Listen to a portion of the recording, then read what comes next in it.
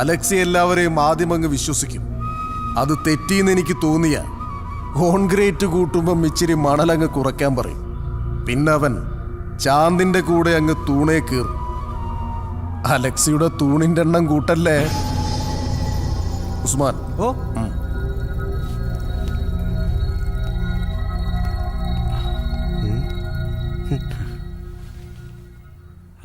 എടുക്ക.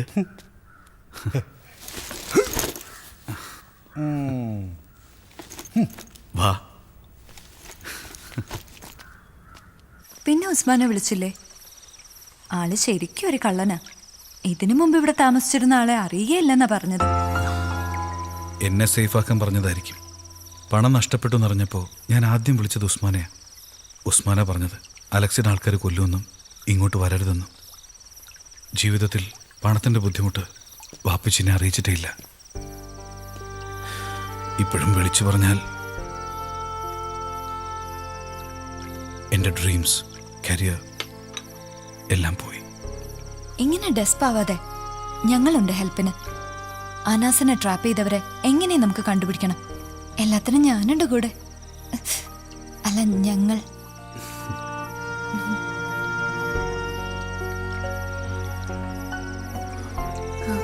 സോറി, ഞാൻ മനഃപൂർവ്വമല്ല. ഞങ്ങൾ കരുതി മറ്റോ ആരോ ആണെന്ന്. It's okay.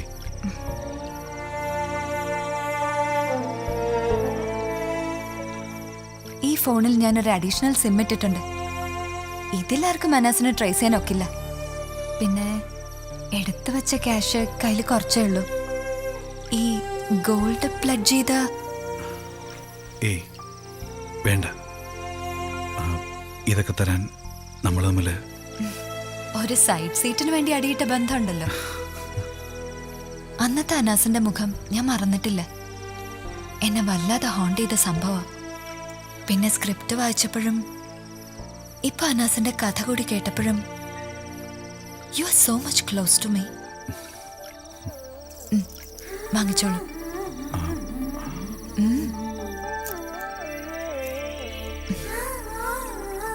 ഈ നമ്പറിൽ ഞാൻ കോണ്ടാക്ട് ചെയ്തോളാം. മഴ തോർന്നു, ഞാൻ ഇറങ്ങട്ടെ. ഈ കെട്ട് അത് വേണ്ട.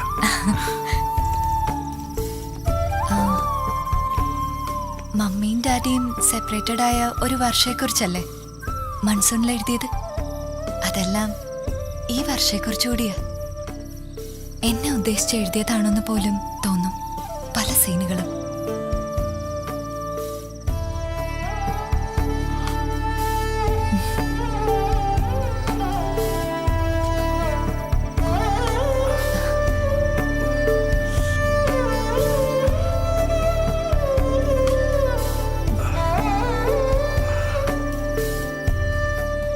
സൂക്ഷിക്കണം.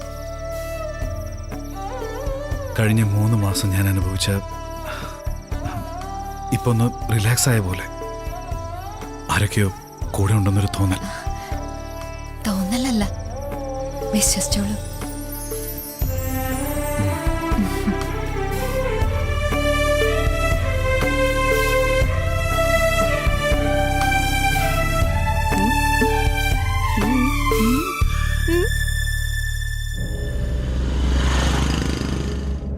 എടാ, എത്ര നേരമാ നിനക്ക് വേണ്ടി കാത്തുകെട്ടി കിടന്ന്?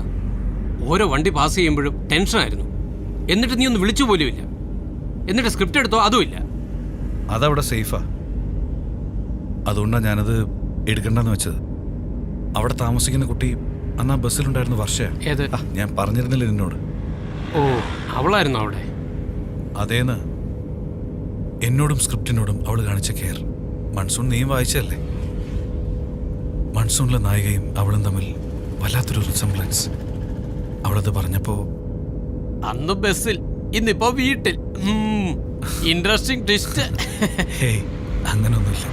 എടാ, നിന്നെ പോലെ സിനിമയ്ക്ക് പിന്നാലെ ഇറങ്ങിത്തിരിക്കാനുള്ള ആമ്പയർ ഇല്ലാത്തോണ്ടാ സീരിയൽ ഉള്ളതുകൊണ്ട് അഡ്ജസ്റ്റ് ചെയ്തു പോകുന്നു.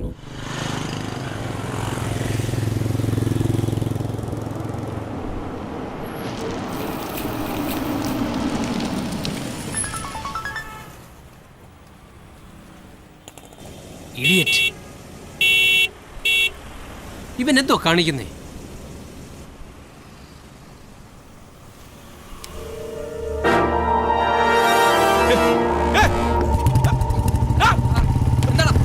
എന്താ വണ്ടി എടുത്ത് അവൻ എന്റെ ബാഗ് എടുത്ത് വണ്ടി എടുക്ക് ദേ, എടാ, ഒന്ന് വേഗം പോ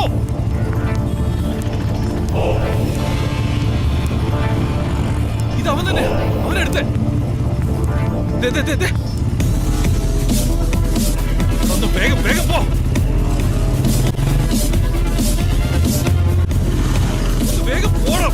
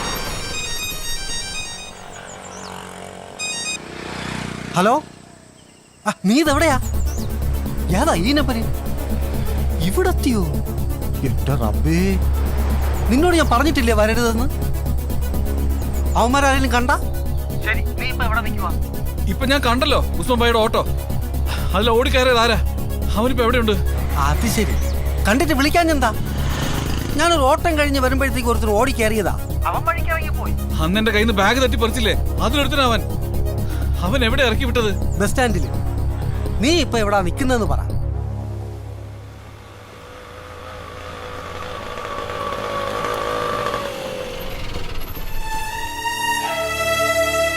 എന്തിനാ മോനെ നീ അലക്സ് നീ വിചാരിക്കുമ്പോൾ ഒരു പാർട്ടിയല്ല അന്ന് അയാൾ പറഞ്ഞത് ഓർമ്മയില്ലേ വിശ്വാസം തെറ്റിച്ചാൽ കോൺക്രീറ്റ് കൂട്ടിച്ചേർത്ത് കുഴയ്ക്കുമെന്ന് വെറും പറച്ചിലല്ല എനിക്കറിയാം അലക്സിയെ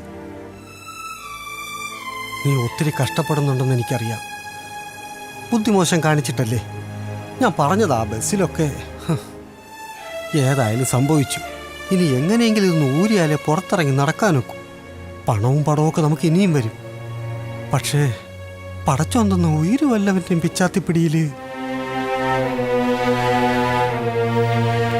ഇന്നലത്തെ ഓട്ടത്തിൻ്റെ കാശ് മുതലാളിക്ക് കൊടുക്കാൻ പറ്റിയില്ല അതേതായാലും നന്നായി ഇത് മോൻ വെച്ചോ വേണ്ടിക്ക എൻ്റെ കയ്യിൽ ആവശ്യത്തിനുണ്ട് എനിക്കൊക്കെ നല്ല ദേഷ്യമുണ്ടായിരുന്നു ആ പെൺകുട്ടികളെ വീട്ടിൽ കയറ്റി താമസിപ്പിച്ചതിന്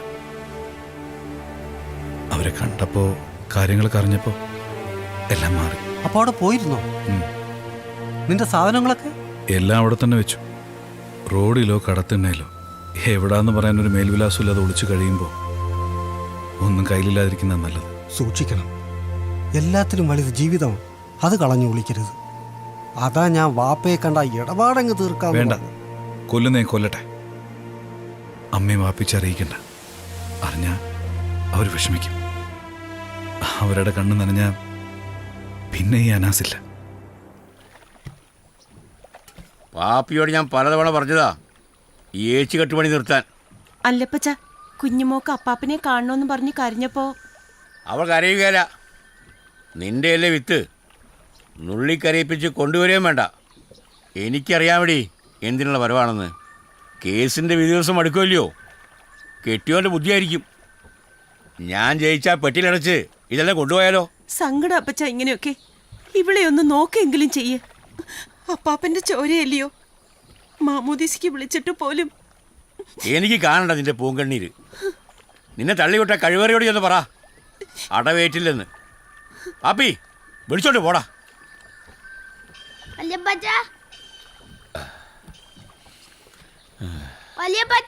കൊച്ചിനെ വിളിച്ചിറങ്ങി പോടി.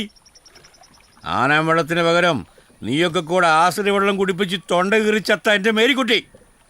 അവളെ വേണ്ടാത്തവർക്ക് എൻ്റെ ചില്ലിക്കാശിന് അവകാശമില്ല. വിളിച്ചോണ്ട് പോടാ പന്നി കഴിവറി മോനെ.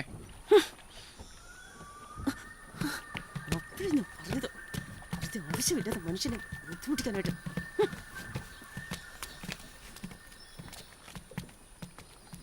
ആരാ മാമച്ച അത്? മാമച്ചന്റെ കൊച്ചുമോള അത്? വാരിയെടുത്തൊരു ഉമ്മ കൊടുക്കാൻ എൻ്റെ കൈ നീണ്ടതാ. പിന്നെ കടിച്ചു പിടിച്ചു നിന്ന് ഞാൻ. ഇപ്പൊ വന്നേച്ചു പോയ കുഞ്ഞുണ്ടല്ലോ, അവക്കെന്റെ മേരിക്കുട്ടിയുടെ പേരിടണമെന്ന് പറഞ്ഞപ്പോ കടിച്ചു കയറാൻ വന്നവളാ. ഈ സ്വന്തം തള്ളയെ തള്ളിപ്പറഞ്ഞ ഒരുത്തനെയും മാമച്ചും മക്കളായി കൂട്ടുകാരാ.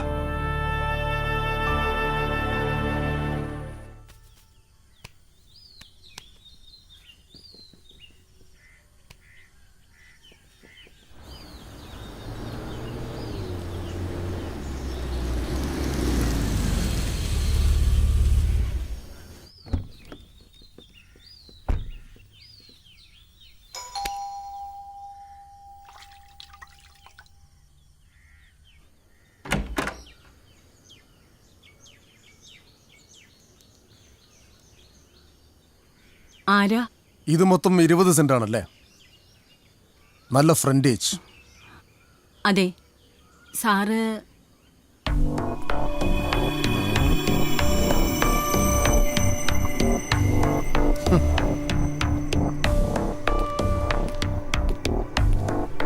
വീട് മൊത്തം 2900 സ്ക്വയർ ഫീറ്റ് വെച്ചിട്ട് അധികകാലമായില്ല. സ്ഥലത്തിന്റെ ഇപ്പോഴത്തെ വിലയും എല്ലാം കൂടെ നോക്കുമ്പോൾ കുഴപ്പമില്ല. ഒരു 60-65 ഒപ്പിക്കാം. ആരാ? എനിക്ക് മനസ്സിലായില്ല.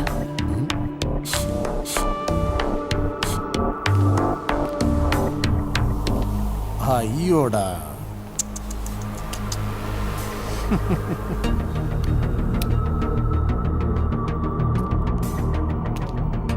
ഇത് മറൈൻ പ്ലയോ അതോ മൾട്ടിവുഡോ? എന്റെ ബിൽഡിങ്ങിന് ഞാൻ ഇതൊക്കെ തന്നെ ഉപയോഗിക്കുന്നത്.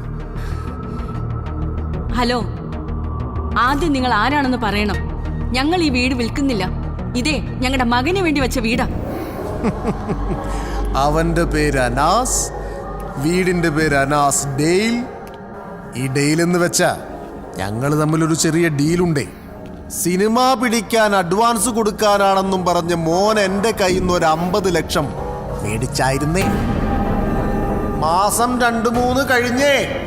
ഇപ്പം കാശുമില്ല, പലിശയില്ല, ആളെ കാണാനുമില്ല.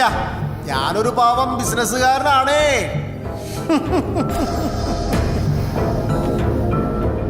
മുകളിൽ എത്ര ബെഡ്റൂം ആണെന്നാ പറഞ്ഞേ? AC ആണോ? വീടിന്റെ പേരിൽ ലോണൊന്നും ഇല്ലാലോ?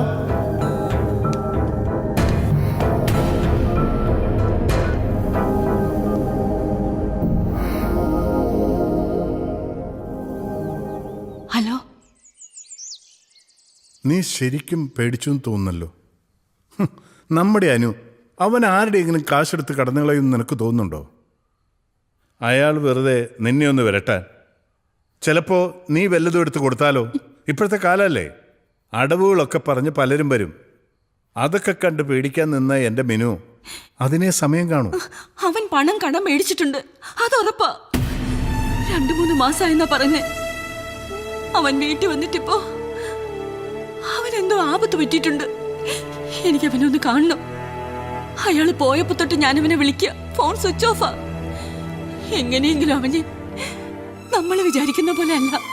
അവന്റെ വീട്ടിൽ ആ പെണ്ണ് വർഷ, അവളുടെ കയ്യിൽ അനുവിന്റെ ഫോൺ, പണം ചോദിച്ചുകൊണ്ടുള്ള അയാളുടെ വരവ്. എനിക്കെന്തോ നമുക്ക് ആകെയുള്ളത് അവനാ. അവനെന്തെങ്കിലും സംഭവിച്ച നീ ഇങ്ങനെ ബഹളം വെച്ചാൽ എങ്ങനെയാ? നമുക്ക് നാളെ തന്നെ പോയി ആ കൊച്ചിനെ കണ്ട് വിവരങ്ങളൊക്കെ അന്വേഷിക്കാം. നാളെ ആക്കണ്ട, ഇപ്പൊ തന്നെ പോവാ. എന്റെ മുത്ത, നീ കിടന്ന് ഇങ്ങനെ പിടയ്ക്കാതെ. ഇപ്പൊ പുറപ്പെട്ടാൽ അവിടെ എത്തും പാതിരാത്രിയാവും. അതിന് മാത്രം ഇവിടെ ഒന്നും സംഭവിച്ചില്ലല്ലോ. കഴിഞ്ഞ ദിവസം നീ അവനുമായിട്ട് ഫോണിൽ സംസാരിച്ചല്ലേ? അവൻ കൊച്ചു കുഞ്ഞൊന്നും അല്ലല്ലോ. എന്തെങ്കിലും പ്രയാസം ഉണ്ടെങ്കിൽ നമ്മളോട്, പ്രത്യേകിച്ച് അവൻ നിന്നോട് പറയാതിരിക്കുവോ? ഒന്നുമില്ലെന്ന്. ഇത് ഏതോ ഒരുത്തൻ്റെ ഒരു കളിയാ. അവനോട് ദേഷ്യമുള്ള നീ അതങ്ങ് മറന്നുകളാ. അപ്പൊ നാളെ ഓ എന്റെ പൊന്നും മീനു, നിന്നെ ഞാൻ കൊണ്ടുപോവാം. ഭക്ഷണം എടുത്തു വെക്ക്.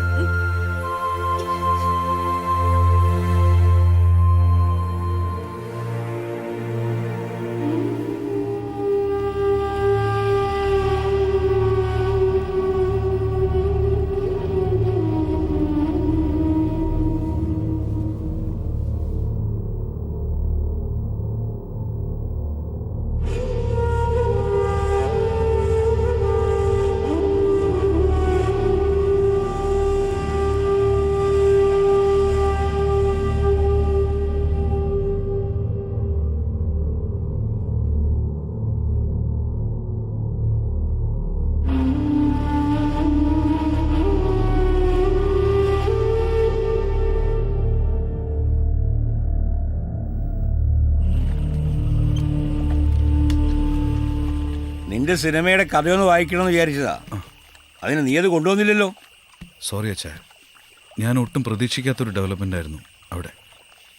എൻ്റെ മൺസൂണിലെ നായിക വർഷയെ അതുപോലെ തന്നെ അവിടെ കണ്ടപ്പോൾ അതൊരു വെറും സാമ്യമായിരുന്നില്ല.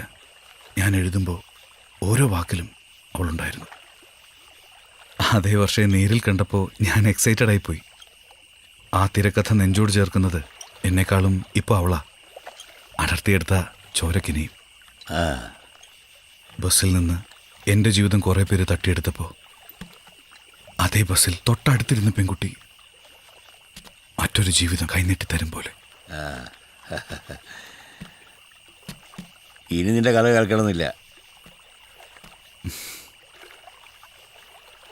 ചോറ് എന്തോന്നറിയാൻ കല മുഴുവൻ പറയണമെന്നില്ലല്ലോ. ഈ കേട്ടത് മതി. വാ, ഞാൻ കഴിക്കെടുത്ത് വെക്കാം.